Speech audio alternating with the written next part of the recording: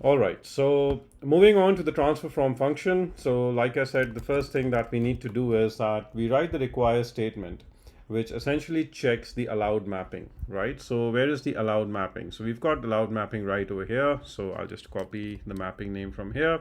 So it essentially checks that the person who is transacting this check on my behalf, the sender, does he have the permission to basically and cash the check? So is he listed inside the account? Is he listed inside the allowed mapping or not? That's all what I'm checking. That is the person who's and cashing the check on my behalf. Have I allowed him? Have I given him the check?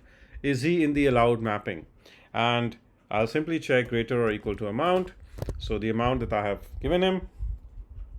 And if that is not the case, then I'll simply write recipient does not have the authority to spend on my behalf. So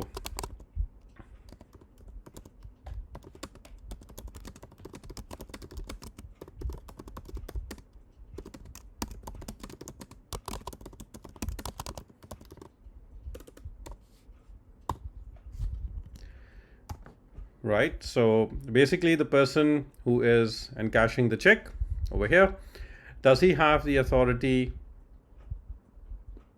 Have I given him the authority to transact the amount? If the answer is yes, then the next thing is, do I have the funds remaining in my account? So I'll simply check require, and where are the funds, where are the balances inside, where are the balances stored for every account? That's in the balances mapping, right? So I'm going to check that, do I have the balance?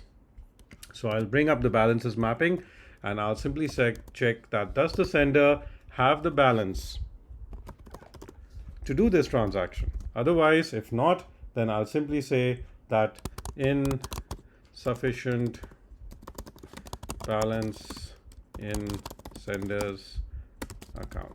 Now, if these two are good to go and both the require statements return true, then the next thing is I will initiate the transaction. So I'll simply call the balance, I'll simply call the balances, and from here I'm going to reduce the amount from the sender's account and increase the amount in the recipient's account. So that's how I will do it.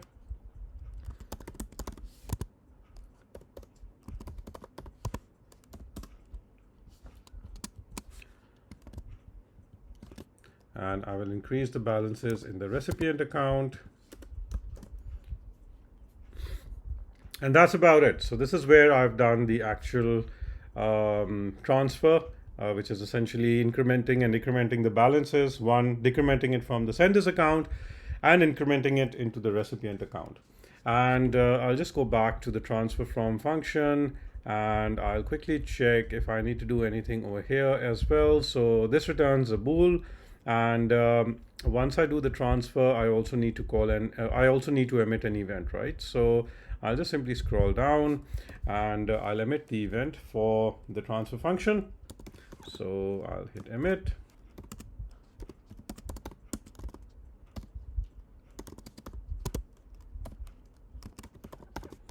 So I'll just quickly confirm if I'm writing the correct definition. So the transfer function basically is from and then to and then the value. So that should be correct. So from sender to recipient, and that's the value. Yeah, sounds good. And since this function returns a bool, so once all this is successfully done, I will simply do a return true. So that should be all good for my transfer from function. So I hope you understand this clearly, and I'll just take a quick recap what I did in these two functions. That here is where I essentially approved somebody to transact on my behalf, and here is where I'm checking that if I approved someone, and then do I have the required funds, and if both the required statements return true, then I'll simply decrement my account with the amount that's been transacted, amount of tokens, and increment the recipient account with the amount of tokens that are being transacted. I'll simply emit the event so that front-end dApps can read it, and I'll simply return it true. So that should be all good for the transfer from function.